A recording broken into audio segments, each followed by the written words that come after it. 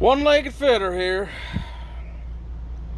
As the coverage of the shootings continues, apparently there was a this morning there was I think it was at Fort Bliss. I'll have to double check that, but I think it was in Fort Bliss. They had soldiers on a stand down because there was reports of a possible active shooter. Anyway,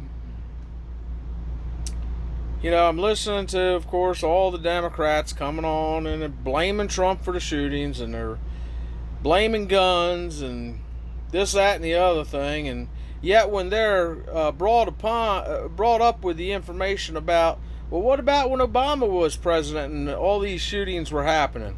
Did you blame Obama? Did you claim he was racist and divisive, and that's why these were happening? And their answer, the Democrat answer was oh well, that's different. That wasn't because of the president. That wasn't divisive. Basically, paraphrasing, it's the same nonsense from the Democrats. I mean, the thing that amazes me is that they refuse to learn why they lost the election, and the Republicans refuse to learn why the Republican candidates, the real Republican candidates that they wanted, didn't get the nomination, didn't get the get the nomination for president. And it all comes down to the fact that Donald Trump talks to us like people. He don't talk to us like we're idiots. He doesn't tell us stupid things like, well, we've got to pass the law to know what's in it. Stupid things like that. He made promises, and he gets into office, and he keeps all them promises. He shook up the establishment. He's like I've said before, Trump was really an independent, and he even stated that he would have run on an independent ticket if he could have won on an independent ticket, but he knew he had to be one of the two major parties. So he went with the one closest to his beliefs. The man's making America great again every day. Even when he comes out and he denounces white supremacists and hatred and racism and everything, the Democrats keep on pounding away at that stuff. They don't stop. And they're just hurting themselves, and they don't even see it. That's the funny thing. They think that they have enough Americans that are so stupid they will believe anything they say, regardless of the fact that they never deliver on any of their promises. And the stuff they do deliver on, like the Affordable Care Act, you find out after it's passed, regardless of the fact that everybody was telling you, the people who actually read the report were telling you what was going to happen. Well, guess what? The Democrats lied again. You don't get to keep your doctor. It's going to be expensive. Taxes are going to go up. This, that, and the other thing. Anyway, the shootings are a bad thing, obviously, and it's a very tragic thing, and I just, this is what kills me, and again, it goes back to the Democrats. One of these things happens. I'm chewing tobacco, so you gotta be patient with me here.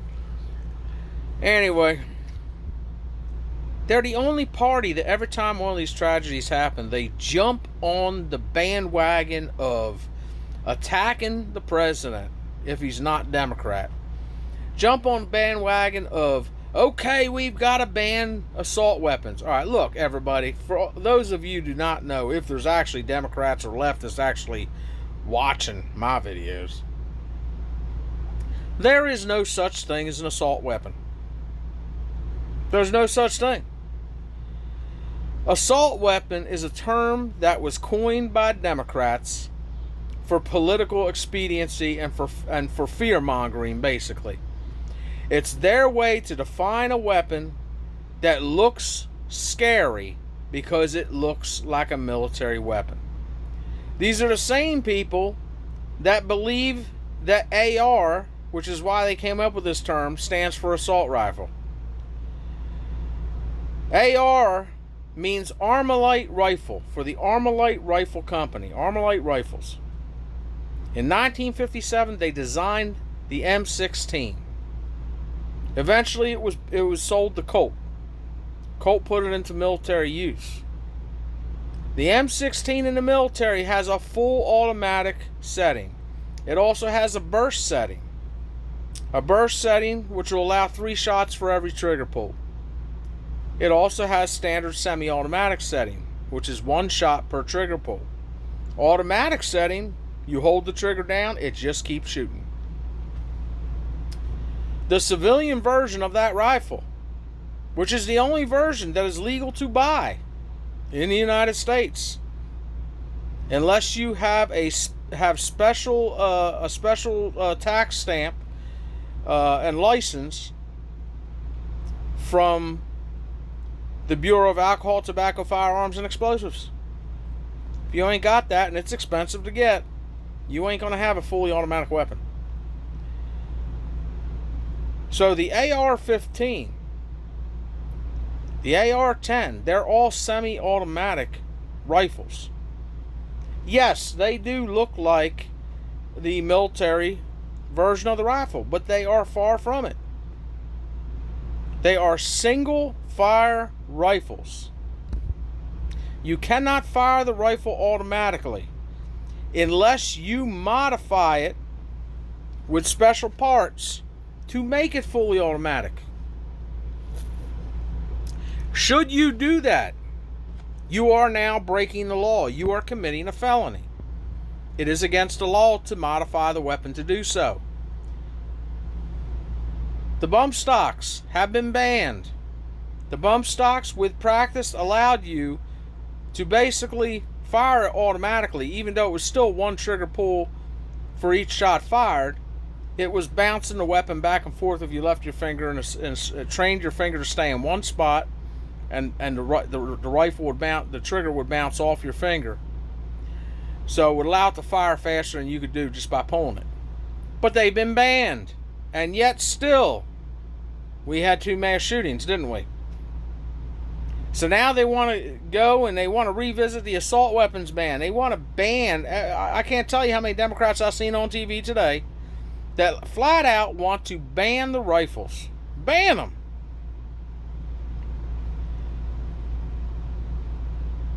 And it's not going to make a bit of difference. Look, the minute that you decide, let's say that you actually succeed in banning firearms in the United States, American patriots aren't going to sit down and take it. You will have a civil war on your hands. It will be with firearms, and the patriots will win, because against everything that the Democrats and these gun grabbers, believe, if it came down to a civil war between the people and the government, the people are going to win. Because law enforcement overwhelmingly is not going to side with the government in that issue. The military branches are not going to side with the government on that issue. They have all taken oaths to protect the Constitution, to abide by it. Even though politicians, they swear the same oath and they completely ignore it. The politicians in Congress, they don't have a clue what the Constitution stands for, because they're always doing stuff against the Constitution. But it came down to it. They're going to have a rude awakening. A very rude awakening. So now I'm looking at 1, 2, 3, 4, 5, 6, 7, 8, 9, 10, 11, 12, 13, 14, 15, 16. 16 states have already enacted red flag laws over this shooting. So in other words, now it's saying 17 states allow temporary halt to firearm access. That probably means a waiting period when you go to purchase a firearm. That's what I'm guessing. I got it muted, so. Point being,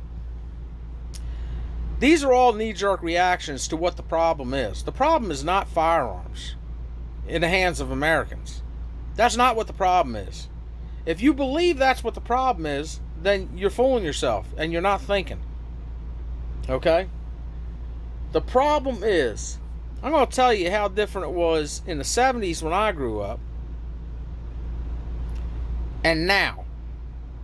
70s and 80s, okay? 80s, of course, you start seeing home computers and everything like that. And we have video games and all that stuff. And we have video games in the arcade in the 70s. But